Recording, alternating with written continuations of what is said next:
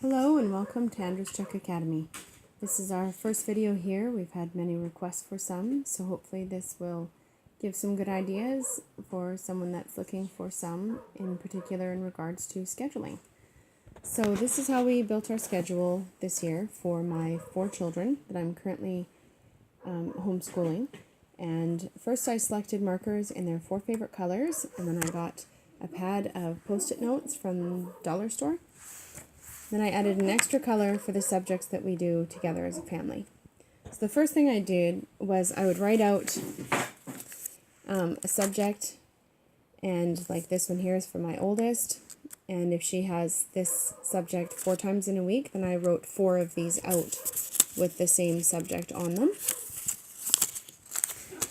And then I did the same for all of her subjects, and then for each child as well.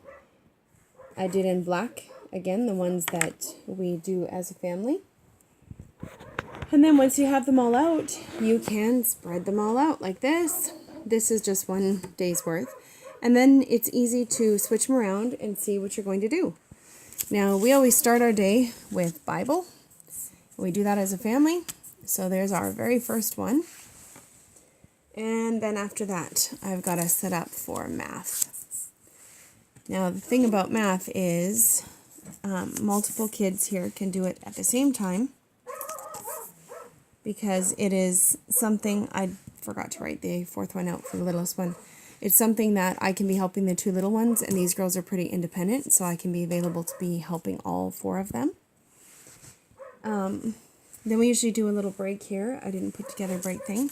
Then we have Story of the World would be next. And then I have to work this out to see what'll work. For example, if this one is in Spanish, we do that with Rosetta Stone on computer. So we only have 1 computer, so only 1 can be doing Spanish at that time. But this one could be doing music. We only have 1 keyboard. So they would each be doing their own thing pretty independently, but only 1 at a time.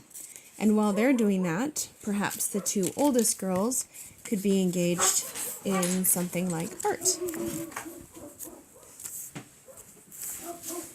And then I usually trade them, so then this one will go to music,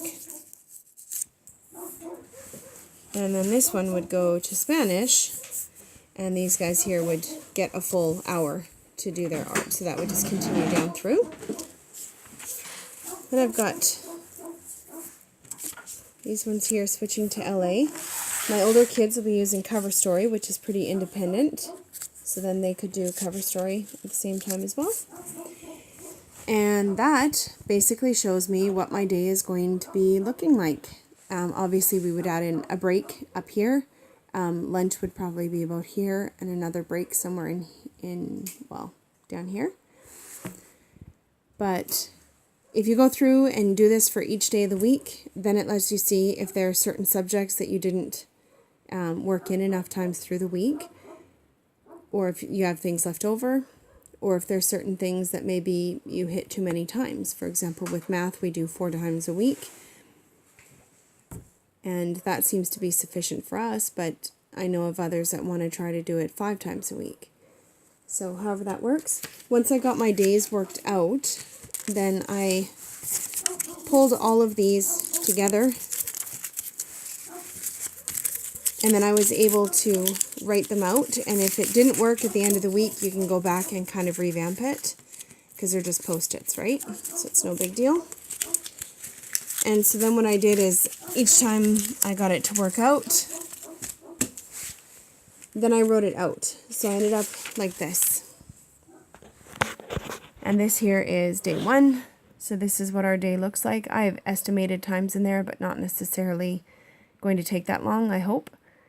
So this shows, for example, where everybody here is in the same subject, but not necessarily working in the same book. Whereas in the dark green, like Bible, everyone goes for break, Story of the World, we have a recess. Those things will be all together, same level, working on the same things together. And then here, these 2 are in 1 hour full of LA. Well, these guys have their Spanish and music trading. Then they go for break. Well, they have LA.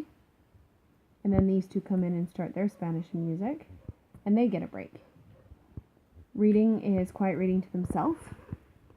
And then now here we have the switch from here, the music and Spanish switch.